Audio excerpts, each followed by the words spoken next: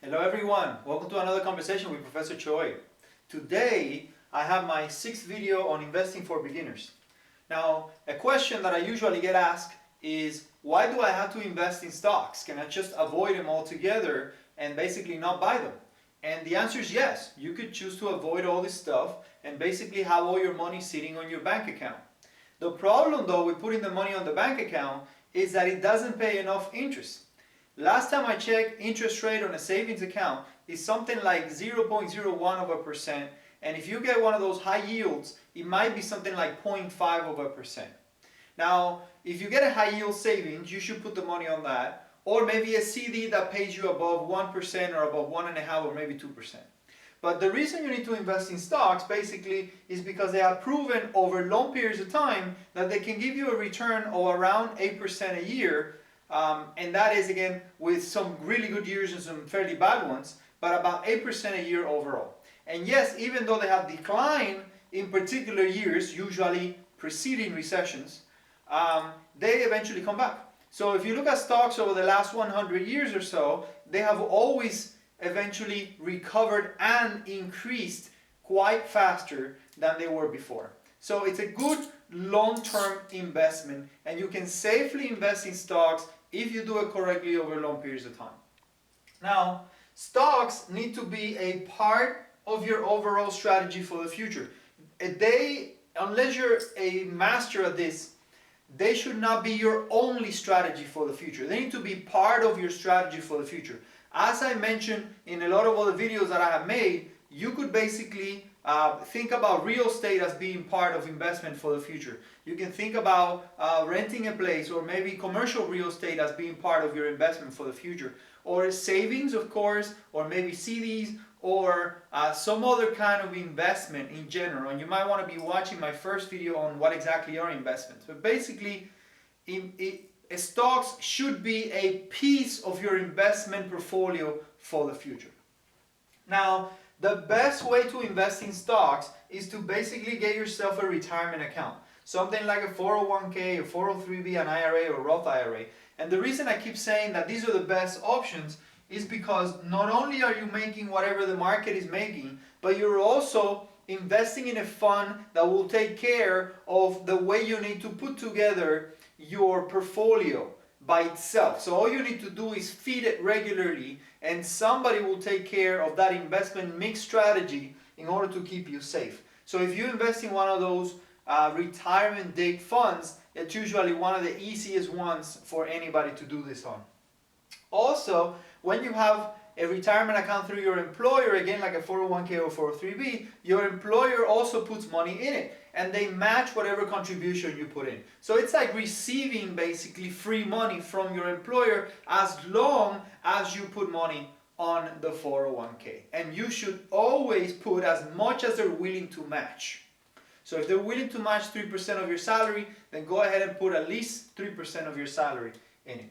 Now, if you want to do it on your own, if you want to start building your own investment portfolio, then you need to be picking dividend stocks and stocks that will be growing for the future.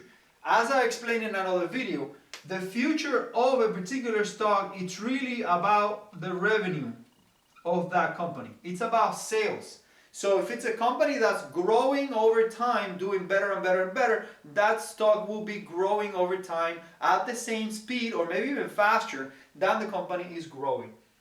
So dividends, though, it's free money that you get paid for being a part owner of that company. So basically, if you hold dividend stocks, what you get is basically a sort of trickle of constant money that comes into your pocket regularly, and that's another way that you could be making income for your future. Now, how risky is it to invest in stocks? Well, some stocks can be very volatile. In other words, they can go up and down in price very fast. But these are usually the toughest stuff that makes it to the news. Like, oh my God, invest on this, and then all of a sudden everybody gets in it, and then all of a sudden everybody gets out of it in a week or two. I would not recommend any of those as an investment strategy. If you do want to participate on this sort of market madness, then I don't recommend you do it with any more than 10% of your money. So no more than 10% of your portfolio on any of this crazy stuff. because they will eventually crater and somebody will eventually be holding that bag, and you don't want to be that person. So don't confuse investment towards your future with a trade or some kind of short-term maniacal behavior that you see in the market all the time. The best strategy that pretty much everyone recommends is the buy and hold long-term strategy. It has been proven to work very well, but the best way to invest for buy and hold is not to buy individual stocks, because individual stocks sometimes don't do very well. And most new investors don't know the difference between something cheap and something terrible. So a lot of people confuse cheapness with dollar value, and sometimes something is worth very little because it's garbage. All right? So the best way to invest is to invest in low cost market following ETFs or market funds. In other words, these are exchange traded funds or mutual funds that follow the movement of the market. And as I explained, the market goes up regularly. So if you invest in the market at different periods in your life, then you eventually will go up. At least that's what we've seen in the last 100 years. So in the last 100 years, the market has crashed plenty of times, but it has also recovered at some point. So the growth in the market is usually around 8% a year. The best way for you to invest is to buy the market, because we know what the market will do. We're not so certain about what individual stocks may do, because individual companies come and go. I remember when I was in high school, the big craze company that everybody wanted to be was MySpace.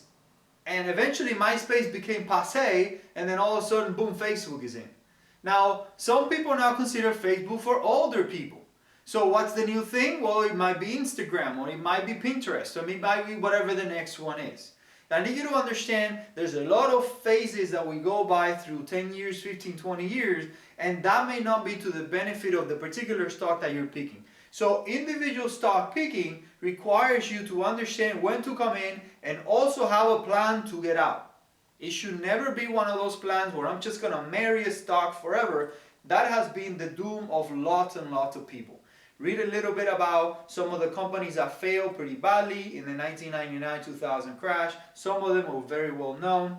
Read about some companies that have failed pretty badly recently in our time, and understand that buy and hold individual companies may not be the best idea, but the market is usually a fairly safe idea. Now, there is a sort of mix that you have to keep changing as time goes by. So if you're younger, then you should have about 80% stocks, 20% bonds. And this is a sort of mix of financial investments.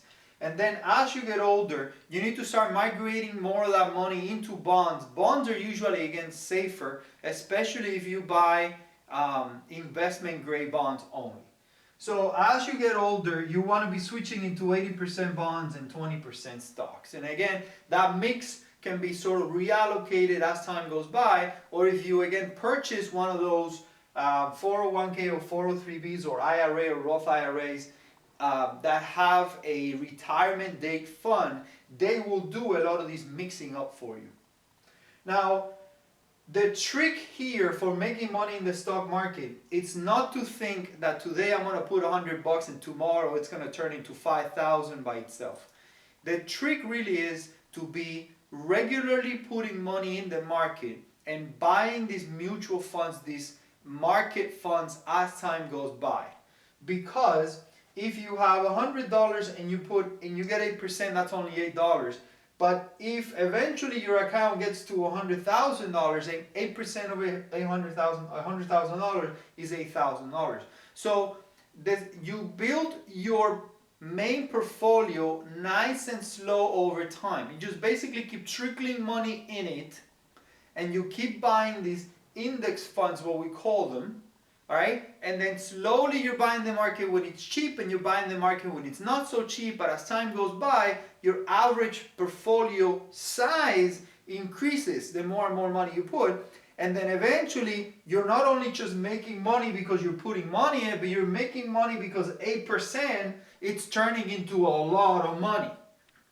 So the bigger your portfolio is, the better you're going to be doing over time, and then you slowly keep putting money into that portfolio as time goes by, and then interest on top of interest on top of interest on top of interest eventually becomes lots of money. And that's really what you want to be doing. You want to be thinking about this as a sort of long-term strategy, and again, try to avoid stock picking unless you're willing to do the homework for it and you have a strategy to get in and a strategy to get out.